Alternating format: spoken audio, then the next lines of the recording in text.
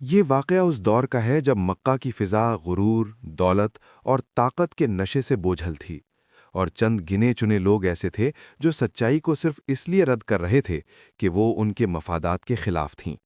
انہی میں ایک نہایت دولت مند، با اثر اور سخت دل دشمن بھی شامل تھا، جس کے پاس مال و زر، غلام، قبیلہ اور سیاسی طاقت سب کچھ موجود تھا، مگر دل ایمان کی روشنی سے خالی تھا۔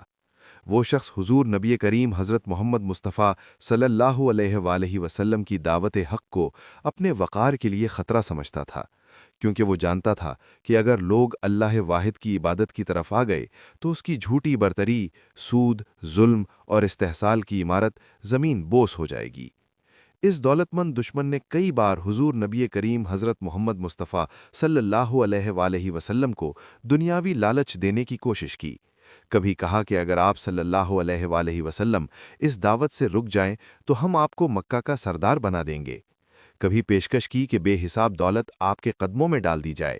کبھی کہا کہ جو چاہیں مانگ لیں، سونے کے پہاڑ، خادم، محل سب حاضر ہیں۔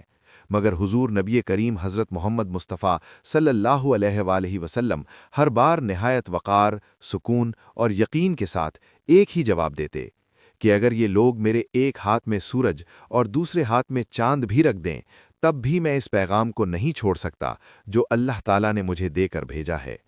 یہ جواب اس دولت مند دشمن کے لیے ناقابل برداشت تھا، کیونکہ اس نے زندگی میں ہر انسان کو دولت کے آگے جھکتے دیکھا تھا، مگر یہاں ایک ایسا شخص تھا جو پھاقے برداشت کر لیتا تھا، پتھر باندھ لیتا تھا، مگر حق پر سمجھوتا نہیں کرتا تھا۔ ایک دن وہ دشمن غرور کے ساتھ آیا اور اس نے طنزیہ انداز میں کہا کہ اگر آپ واقعی اللہ کے رسول ہیں تو اپنے رب سے کہیں کہ میرے لیے سونے کا محل بنا دے یا مکہ کی وادیوں میں نہریں بہا دے۔ حضور نبی کریم حضرت محمد مصطفیٰ صلی اللہ علیہ وآلہ وسلم نے نہ غصہ کیا نہ بددعا دی، بلکہ نہایت نرمی سے فرمایا کہ میں معجزے دکھانے کے لیے نہیں آیا بلکہ ہدایت پہنچانے کے لیے آیا ہوں۔ یہ بات اس دشمن کے دل میں تیر کی طرح لگی، کیونکہ اس کی سوچ صرف دنیا تک محدود تھی۔ اسے آخرت، جواب دہی اور حساب کا کوئی خوف نہ تھا۔ وقت گزرتا گیا، وہ دولت مند دشمن ہر ممکن طریقے سے اسلام کو نقصان پہنچانے کی کوشش کرتا رہا۔ کبھی کمزور مسلمانوں پر ظلم کروایا، کبھی معاشی بائیکاٹ میں حصہ لیا، کبھی حضور نبی کریم حضرت محمد مصطفیٰ صلی اللہ علیہ وآلہ وسلم کے راستے میں کانٹے بچھوائے، کبھی گندگی پھینکوائی، مگر ہر بار حضور نبی کریم حضرت محمد مصطفیٰ صلی اللہ علیہ وآلہ وسلم صبر، برداشت اور اخلاق کا اعلیٰ نمونہ پیش کرتے رہے، یہاں تک کہ ایک دن وہی دولت مند دشمن شدید بیماری میں مبتلا ہو گیا۔ دولت، غلام، پہرے دار سب موجود تھے، مگر سکون غائب تھا۔ راتوں کو نیند نہیں آتی تھی، دل میں خوف، بے چینی اور موت کا احساس جاگنے لگا تھا۔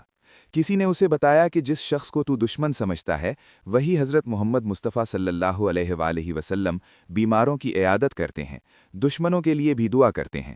یہ سن کر وہ شخص اندر سے ٹوٹ گیا، اسے اپنی ساری دشمنی، تکبر اور ظلم یاد آ گیا۔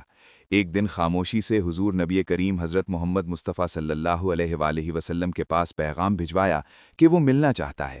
جب حضور نبی کریم حضرت محمد مصطفیٰ صلی اللہ علیہ وآلہ وسلم اس کے پاس تشریف لے گئے تو اس کے چہرے پر حیرت، شرمندگی اور خوف صاف نظر آ رہا تھا۔ اس نے کمزور آواز میں پوچھا کہ کیا آپ مجھ سے نفرت نہیں کرتے؟ میں نے آپ کو بہت ستایا۔